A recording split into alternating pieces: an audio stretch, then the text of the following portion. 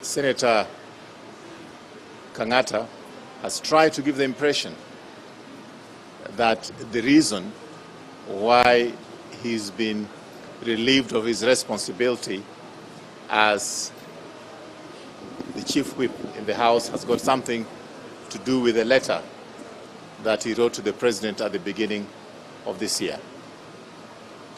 I want to be able to explain to you that that is not the case, at least not the case directly. We had a meeting with Honorable Kang'ata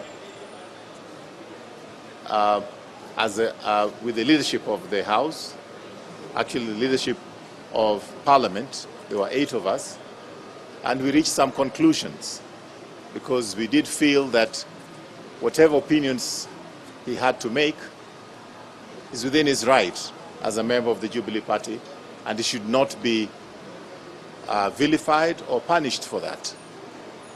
But the way in which he did them was what was the question that we thought he should realize, that there's decorum, there are ways of addressing these issues when you want to talk to the leadership of the party, and especially if that leadership happens to include His Excellency the President.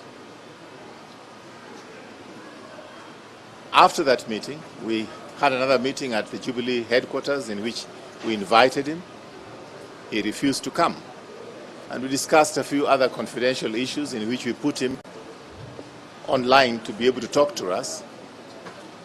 But in a most unfortunate way, he decided to discuss what we discussed in closed meetings outside to the media. That was his biggest failure as far as leadership is concerned. You don't kiss and tell. You don't kiss and tell. When we meet as a leadership, you're supposed to keep the confidentiality of the meeting, keep the confidentiality of what it is we have discussed. But if after talking, immediately you go out and expose those who you talked with and what you said with them, then that is not acceptable, and that is his biggest failure as a leader.